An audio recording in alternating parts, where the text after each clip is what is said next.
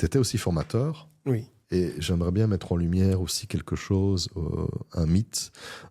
Tu as formé un Big Four récemment. On va pas citer le Big Four, on peut pas, on est sous NDA avec eux, mais c'est aussi pour expliquer que même les Big Four, donc tu leur as donné un cours, c'était quoi, 27 000 lead auditor, même les Big Four, ils font en accéléré. Ils t'ont demandé le cours en 3 jours. En 3 jours, oui. Donc, vous pensez que les gens des Big Four vont être super compétents? Ben oui, nous on est capable, et Lionel est capable de les préparer à une certification, une réussite de certification. Et là, je vais bifurquer sur l'ISO 17024, qui est la certification de personne. Qu'est-ce que ça vaut, ça, quand on compare aujourd'hui, et tu te rappelles, c'était notre discours déjà qu'on avait sur WhatsApp il y a quelques mois, sur la différence entre le CISA, de l'ISACA, et un lead auditor, quel qu'il soit le bureau de certification. Pourquoi est-ce que les gens délaissent le CISA, à ton avis? Ça, c'est une très bonne question parce que je forme les deux. Donc, tu sais très bien, je donne le CISA, je donne le lead auditor. Il y a une question que j'ai généralement en CISA qui est facile à répondre, un lead auditor qui n'est pas facile à répondre en CISA. Mm-hmm. Parce que, alors déjà, premièrement, on avait un souci de langue. Mm-hmm. La première barrière, c'était la langue parce que CISA, la 26e édition, c'était en français. Fait toute la 27e édition, le livre n'était pas en français, déjà. Bon, heureusement, à la 28e édition, ils ont ramené du français. Donc, première barrière de langue. Deuxième chose, sur ISACA, en général, on ne te demande pas de choisir pour les questions. Mm-hmm. Il n'est pas question de choisir la bonne réponse et les autres sont fausses. Mais la meilleure. Ou la moins pire. C'est souvent la moins pire. Alors, ça déroute complètement les gens qui ont l'habitude des questionnaires ou des quiz où tu as la bonne réponse. Oui. Où il faut juste, on s'en fout du reste, quand il y a la bonne réponse, tu vois. Or, chez ISACA, c'est pas la bonne réponse. Non. Ça veut dire qu'il y a des bonnes réponses. Quand on dit the best, ça veut dire le meilleur. Ça veut pas dire que les autres sont forcément fausses. Non, c'est qu'elles sont pas complètes. Exactement. Et cette petite différence-là, ça trouble beaucoup de monde. Parce que les gens se disent, mais tiens, à quoi ça sert? Je ne veux pas savoir le premier. Et généralement, l'autre chose, c'est que dans le document, il y a 2 parties dans le document. Ils ont écrit dans le document, ISACA, que le support de cours, ni le support de cours, ni les questions-réponses ne te permet en eux seuls de réussir l'examen. Non. Donc, il te faut l'expérience avant de venir. Parce qu'on va te dire, what is the best? Which is the best within the following? Mais dans le cours, on n'a pas mis en gras les choses dans le cours. C'est pas des par cœur, ISACA. Exactement. Tu n'as pas de highlights. Et la question qu'on me pose souvent, oui, allez, donne-nous l'astuce pour passer, que ce soit du CSSP, on en parlait, du CISA, du CRISC, de CISM, de CISO. Donne-nous le tips pour réussir l'examen rapidement. Moi, je vais le passer dans 2 mois, dans 3 mois. Tu me conseilles quoi? Et j'ai dit, the only way is the way through. Donc, le seul chemin pour en sortir, c'est de traverser. Oui. Donc, du coup, je dis aux gens, il n'y a pas de tips. Tu as l'expérience, tu viens avec l'expérience et tu lis le document, tu fais le cours, je t'explique les différents concepts avec beaucoup de cas, puisque j'aime la pédagogie, avec beaucoup d'anecdotes, à beaucoup de cas pour que tu comprennes comment l'appliquer. Mais à la fin, il faut que tu aies l'expérience, que tu lises le document, que tu t'entraînes, mais que tu aies l'expérience. Ça, c'est très important, l'expérience. Avant de revenir, de finaliser la réponse, la dernière partie, c'est que il y a l'expérience individuelle qui joue contre mes candidats, si je peux dire ça comme ça. Mm-hmm. C'est-à-dire que j'ai des gens qui ont 15 ans d'Haïti, peut-être en Afrique, puisque je forme beaucoup en Afrique, je forme aussi beaucoup ici en Europe. Donc, j'ai des gens qui ont 15 ans de boîte, mais parfois dans 1 ou 2 boîtes. Oui. Dans 1 ou 2 industries maximum. Et comme ils ont 20 ans de boîte, ou 15 ans, ou parfois 25 ans. Ils ont vu trop de trucs. Ils ont vu trop de trucs. Et ils n'ont pas vu les bonnes choses. Et ils sont persuadés que ça, c'est la vérité. Que la version, c'est la vérité. Ouais. Et ça, dès l'entame de cours, j'ai ça comme problème tout le temps. Ouais.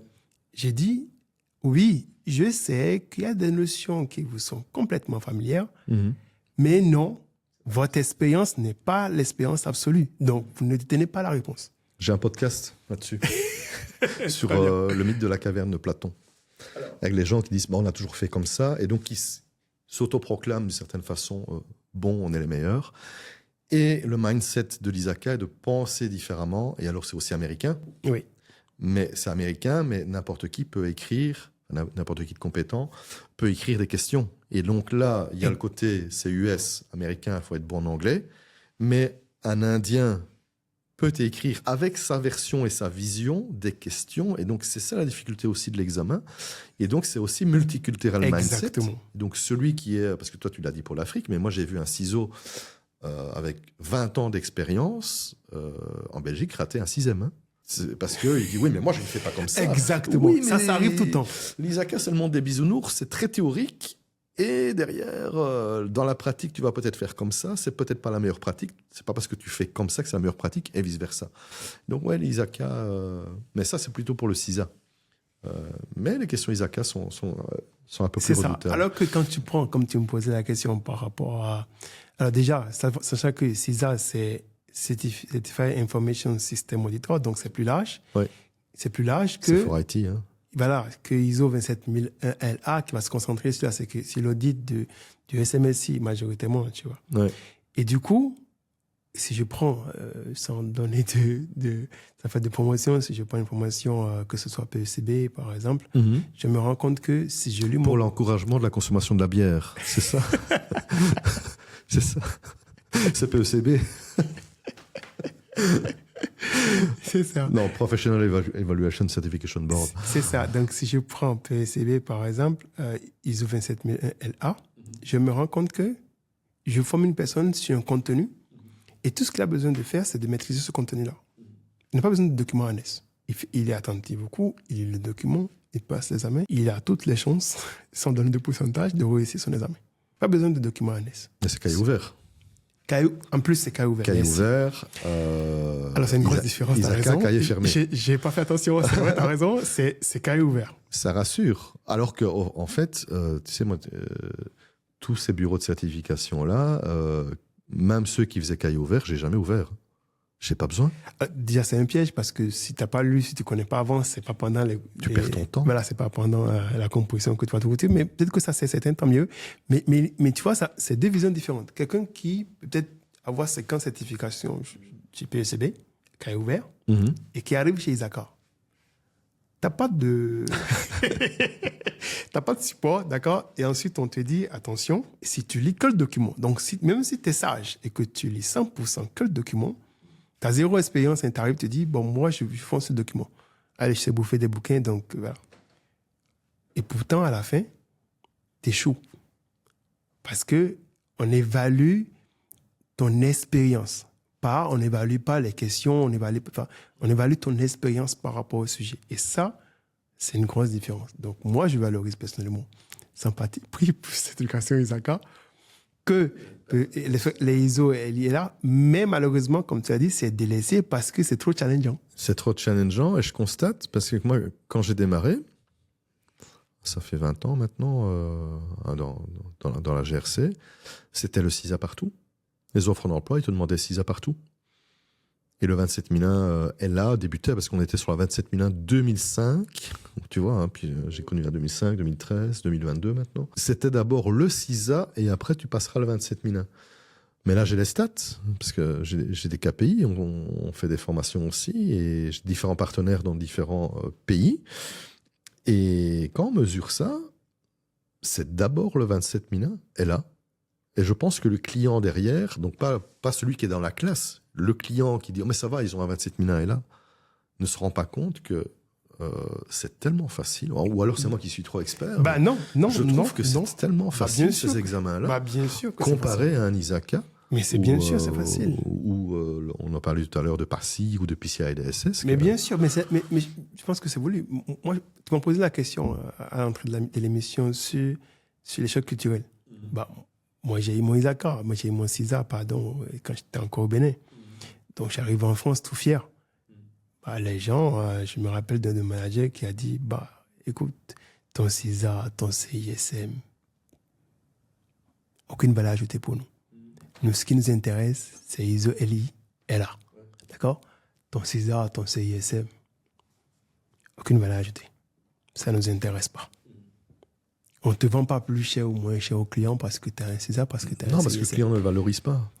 Par contre, ça permet de pointer sur des mots et de dire, tu vois, là, il y a management derrière. Tu sais que ça veut dire que c'est un process. Non. Ils ne savent pas. Ça ne les intéresse pas. Ce qui intéresse les gens, c'est est-ce que tu es LI? Est-ce que tu es LA? Ça s'arrête là. Oui. Et j'avais, pareil, j'avais ISO 27005, ça n'intéressait personne. Est-ce que tu as un BioCRM? D'accord? Tu n'as pas un BioCRM?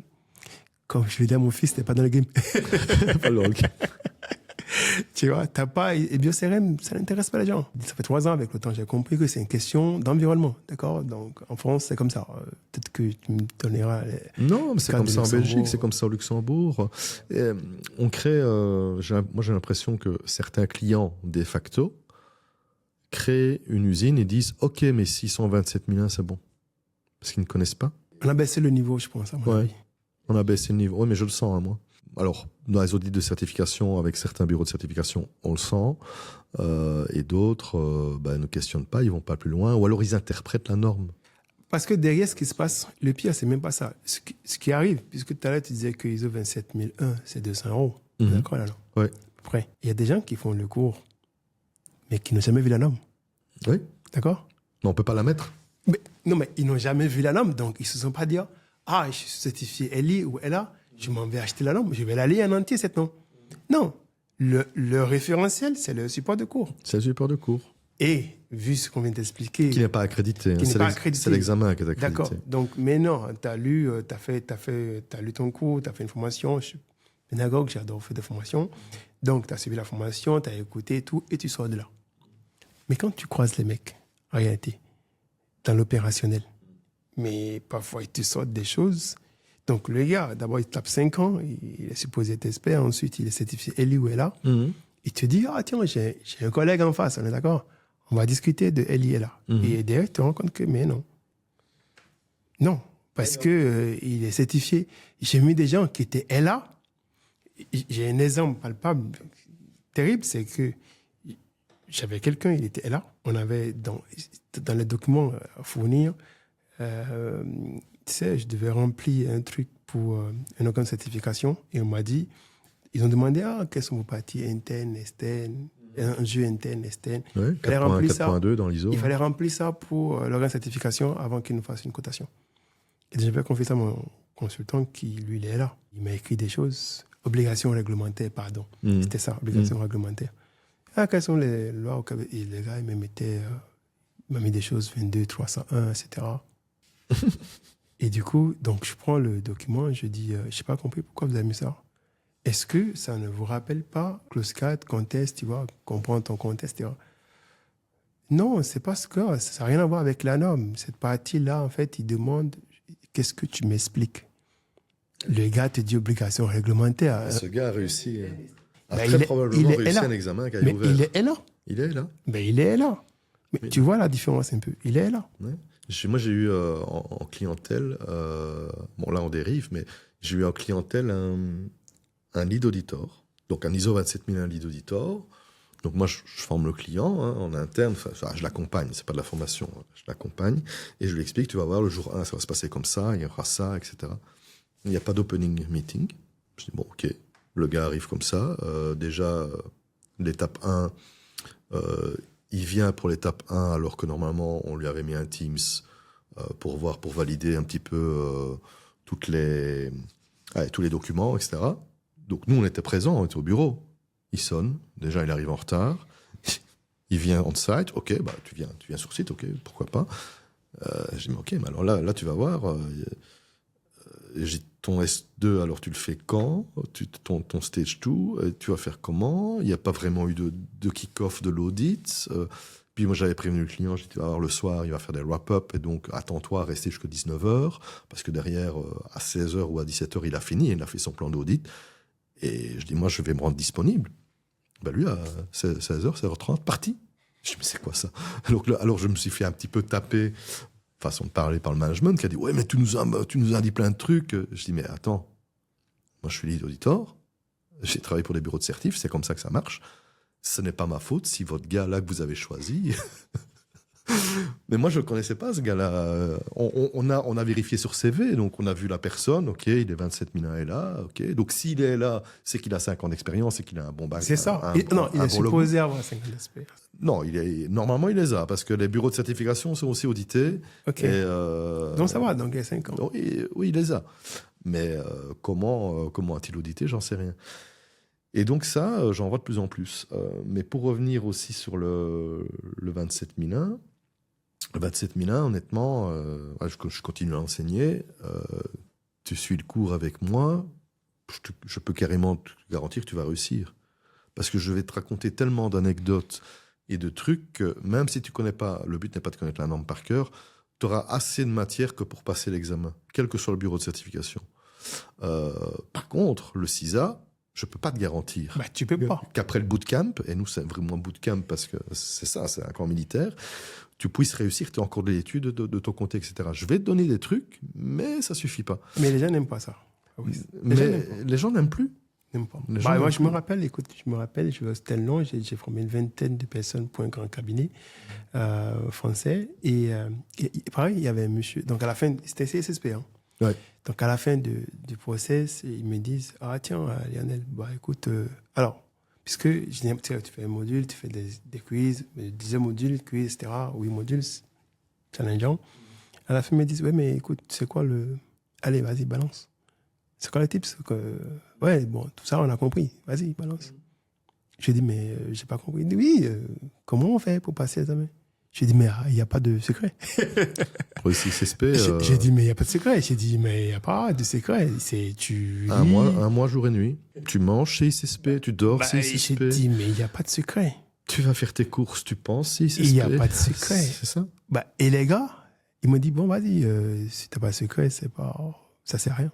Et ils n'ont pas passé. Et c'est pareil, j'ai ça en CISA, j'ai ça en série, j'ai ça en CGIT. Enfin, j'ai ça partout. Parce que les gens, ils viennent toujours en se disant, tiens, ça va être facile. Et donc, pourquoi les gens ne le valorisent pas? Parce que quand tu vois le nombre de personnes qui font la formation mais qui ne passent jamais, et tu penses que quand ils vont se retrouver ciseaux demain, ils vont recommander ça? Ils vont exiger ça, tu penses? Non. Bien sûr qu'ils ne vont pas l'exiger. Non, parce qu'ils vont pas trop. On ne parlera pas le même langage, du coup. Du coup, c'est normal que ces gars-là, ils te demandent, tiens, il a ISO 27001, c'est déjà bien, enfin... Ouais, mais du coup, ça dévalorise ISO 27001. Ça dévalorise parce que ils sont en train de baisser le niveau. Que l'ISO 27001, il y a 20 ans, était quand même prestigieux. Et là, l'ISO 27001, il y a 20 ans, venait en complément du CISA. Aujourd'hui, c'est l'inverse. C'est le CISA qui vient en complément, et ce serait nice to have, de l'ISO 27001. Et le pire, c'est pas ça, enfin. Est-ce que c'est le pire? ISO 27001, si tu rates les amènes fort. Tu as un free retake. Free, t'as bien dit free. Free retake.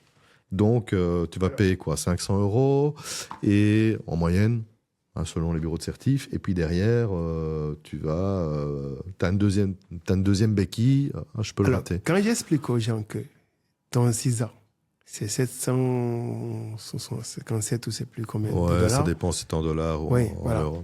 Mais disons, minimum 600 €. Ouais. Mais quand j'explique aux gens que mon ami, c'était 600 € là, il n'y a pas de retake. Non. Il n'y a pas de peace of mind. D'accord? Si tu le rates, tu le reprends. Et j'expliquais à un de mes derniers candidats, il n'y a pas si longtemps que ça, puis je formais série, j'ai dit, j'ai eu un candidat qui s'est fait arrêter son examen parce qu'il m'a monnaie. Tu sais, comme les examens, c'est en anglais. C'est-à-dire, les examens, c'est en anglais. Donc, qu'est-ce que les mecs faisaient? Il faut lire la question. Donc, il disait, le gars, il a dit, attention. Il ne savait pas. Donc, il lisait la question. Ah oui, il lisait à voix haute. Il m'a monnaie. Il s'est fait couper son examen. Ouais. Chose qui arrive très, très rarement sur des examens comme ISO. Il n'y a pas. Il n'y a pas ça chez Isaka. Tu mamones le mec qui va te couper. Ouais. Moi, ça m'est arrivé même qu'à un moment donné, le gars te dit Can you move your laptop around? Donc, tu es obligé d'arrêter la formation, de prendre ton PC, de remontrer la salle. Dans les 80, de remontrer. Ouais. C'est exigeant. Je ne l'ai jamais fait en remote, les examens Isaac. J'ai toujours été dans un centre. Pourquoi? Mais parce que, justement, il n'y a pas le free retake. C'est ça. Et donc, j'ai déjà eu, je suis pas en Afrique, mais j'ai déjà eu des coupures d'Internet. Pendant le Covid, j'en avais plein. C'est là où je l'ai constaté, en fait, parce qu'avant, je constatais pas ça. J'étais en clientèle. Mais c'est en étant chez moi quasiment H24 que je me suis rendu compte que j'avais des coupures. Je dis, je vais pas passer un examen chez moi qui me coûte 600 €. Donc, je passais dans un centre et du coup, je me mettais dans le mindset, OK, je passe dans le centre et j'étais avec des gens derrière moi qui, eux, passaient d'autres examens. C'est ça. Pas forcément l'ISACA, on avait une caméra. Oui, bien sûr. J'avais droit à un papier que j'ai pas pu amener. Donc, j'avais un papier, un crayon. Oui, et c'est ça. pour moi, griffonné, que je devais laisser là, en sortie. Donc, c'est une expérience. Et... Alors, ça, c'est en présentiel. Parce qu'en remote, tu n'as pas droit à un papier. Ah non, moi, j'ai jamais fait, je te dis, j'ai jamais fait en remote pour ça. Donc, le stress que ça te crée, ta table doit être vide, comme ce bureau. Tu montes sous la table, tu montes sur la table, tu rentres. C'est écrit, hein. Personne ne rentre dans ta salle quand tu composes. Donc, moi, je composais en africain, je peux te dire, le stress pour la coupure. Tu le fais à 3 oui, puis tu passes ton examen à 3 heures du matin. Oui, parce que si tu te fais couper le courant... Et j'ai passé des examens à 3 heures du matin pendant le Covid. Tu pourras pas expliquer. À 3 heures, c'était le temps que les enfants dorment parce que on ouvre la porte. Oui, non, tu peux pas faire ça. Oui, moi, souvent, quand je passe des examens comme ça, je me mets devant la porte. C'est ça. Fermé. OK. C'est bien ça, je vais tester ça comme ça technique. Mais comme ça, ils voient directement, t'as le proctor, t'as le remote proctor qui voit, je peux pas avoir, je dois montrer que j'ai rien, etc. C'est ça. Mais c'est compliqué. Mais je pense que c'est l'exigence simplement qui a fait que les gens ont dégradé. Et le free retake, ça a mobilisé du monde. Ouais. Et c'est pas cher. C'est pas cher, mais le voucher, c'est pas aussi cher que... Non, donc les gens de l'ISACA, si vous nous écoutez... Vous avez plus de 50 ans d'existence maintenant. Si vous voulez peut-être redynamiser vos certifications, regardez ce que font les autres. Peut-être que ça dépoussière un petit peu vos trucs. Mais, d'accord. OK. Ça va vous motiver un peu, oui.